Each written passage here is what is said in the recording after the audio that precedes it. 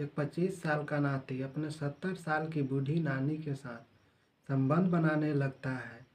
इसके बाद नानी भी सोचने पे मजबूर हो जाती है कि भला एक नाती ऐसा कैसे निकल गया जिसे मैंने अपने हाथों पाली पोसी और इतना बड़ा की, वही मेरे साथ ऐसा हैवानियत की सारी हदें पार कर दी। इस घटना की पूरी कहानी सुनने के बाद आप भी सोचने पे मजबूर हो जाएंगे कि इस देश में कैसे कैसे हब्सी और हैवानियत की सारी हद पार करने वाला व्यक्ति रहते हैं।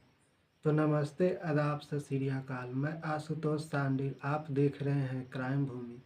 दोस्तों, फिर से इस भट्टी जुर्म की दुनिया में एक नई क्राइम कहानी लेकर आप सबों के बीच हूँ।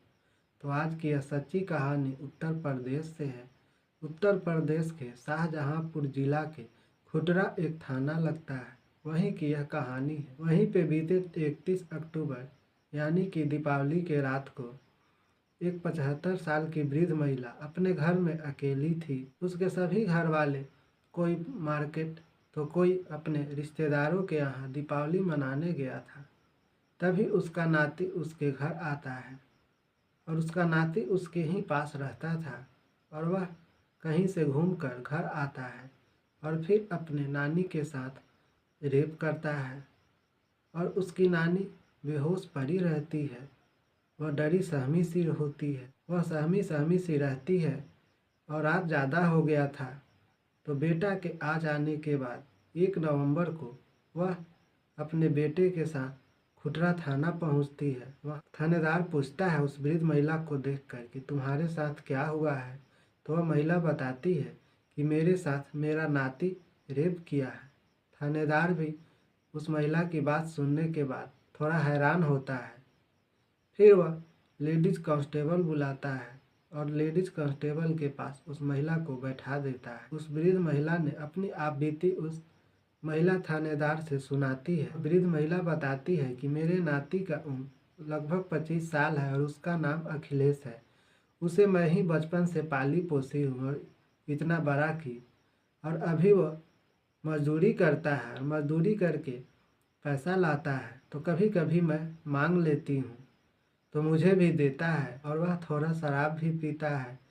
वह शराब के नशे में दीपावली के रात भी आया था और कमरे में अपना चला गया और मुझे बुलाया कि नानी पैसा लोगी, आ कर के ले लो।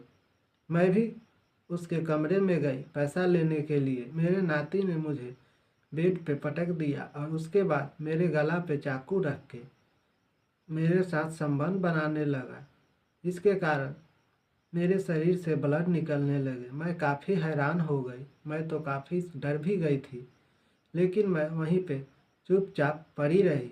और जैसे ही मेरे घर वाले, अरे बेटा, मेरे पास आया तो मैं अपने बेटे से सारी बात बताई। तो बेटा मुझे थाने लाने के लिए तैयार हो गया, लेकिन रात ज़्यादा होने के कारण और 31 अक्टूबर दीपावली का दिन था, इसलिए हम लोग आपके पास नहीं आ सके, क्योंकि आप लोग भी दीपावली का त्यौहार मना रहे होंगे। इसलिए मैं सुबह सुबह आपके पास आई हूँ, आप कुछ करिए।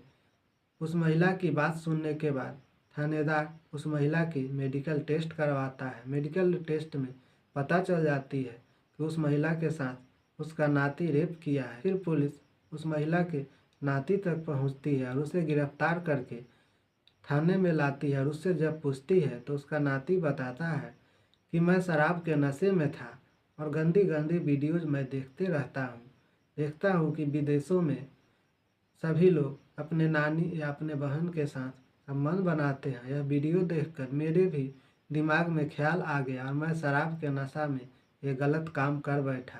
मुझे इस बात की अफसोस है, लेकिन पुलिस उसकी गलती और गुनाहों की सज़ा देने के लिए पैक्सो एक्ट और रेप की धारा लगाती है और उसे जेल में डाल देती है। दोस्तों, आप भी बताइएगा कि यह कहानी कैसे लगा। आजकल गंदी वीडियो और फिल्म की लत सभी को लग जाती है और न जाने वो अपने हवस मिटाने के लिए कहाँ कहाँ और किसे शिकार बना लेते हैं। तो यह कहानी सुनाने की उद्देश्य किसी की दिल दुखाना और भावनाओं के साथ खिलवाड़ करना नहीं है, बल्कि आपको जागरूक करना है, ताकि आप भी ऐसे हब्सी लोगों से सचेत रहें, सतर्क रहें मिलते हैं फिर इसी तरह की नई क्राइम कहानी लेकर अगले वीडियो में। तब तक के लिए रखिए आप अपना ख्याल। जय हिंद, जय भारत, शुभ रात्रि।